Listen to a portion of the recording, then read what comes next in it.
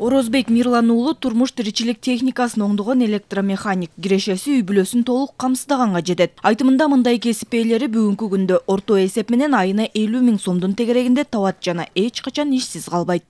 Бардыгы цифровой, бардыгы электроника, бардыгы биздин кесипке бүт жерде азыр муктаждык көп, аябай. Суроо талап көп. Айлыктарыбыз ошончолук көбөйүп атат. Айтат элем, Кыргызстан жаштарына чет өлкөгө барбай эле, ушул жактан эле, ушул кесип менен эле окуп, иштеп каражат муктаждыгын чечсеңиздер болот.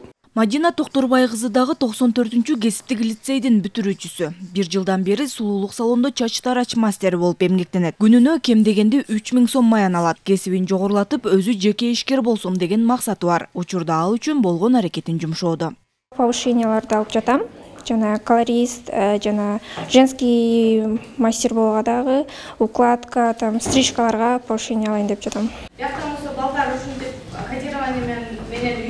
Өлкөдө 2,5 миллион адам иш менен камсыз болсо, алардын дээрлик 70% орто кесиптин ээлери. Лицейлердин жетекчилери белгилегендей, бүтүрүүчүлөрдүн 80-90% ийгиликтүү ишке орношот. Замандын талабына ылайык орто кесиптик мекемелерде IT тармагындагы жаңы багыттар ачылууда. Бул жаатта лицей Кореянын атайын долбоорлору менен кызматташат. 3 кесип боюнча окуучуларды кабыл алабыз.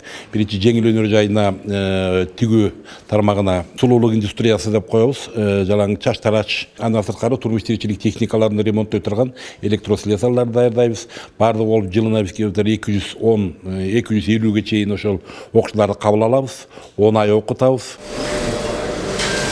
Кыргызстандын эмгек рыногунда 2023 жылдын биринчи жарымында айлык акынын кескин жогорулашынан улам олуттуу өсүш байкалган. Тагыраагы быйыл январь-мартта маяны 2022 жылдын ушул мезгилине салыштырмалуу дээрлик 3 эсеге көбөйгөн. Эмгек жана социалдык камсыздоо министри белгилегендей, учурда жумушсуздардын санын кыскартуу алкагында аракет күчөдү. Өзгөчө жеңил өнөр жайга, ширетүүчү, механик, куруучу өңдүү кесиптерге суроо талап өстү. Маяналары дагы жогору. Ишке орноштуруу боюнча көмөк көрсөтүүчү борборлорубуз бар.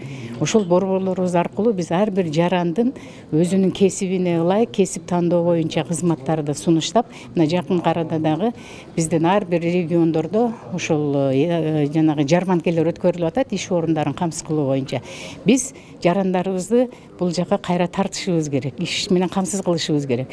30 000 жакын жарандарыбыз быйылкы жылы иш менен камсыз болушту. Былтыркы жылдын жыйынтыгы менен расмий жумушсуздардын саны 2,5% кыскарган. Ага эмгек рыногунда эң көп талап кылынган кесиптерге окутуу, жаштарга кесиптик багыт берүү, ишке орноштурууга көмөк көрсөтүү шарт түздү. Ошондой эле социалдык контракт аркылуу жеке ишкерлик кылууга 100 000 сомдон кайтарымсыз берүү сыяктуу чаралардын аркасында мүмкүн болду.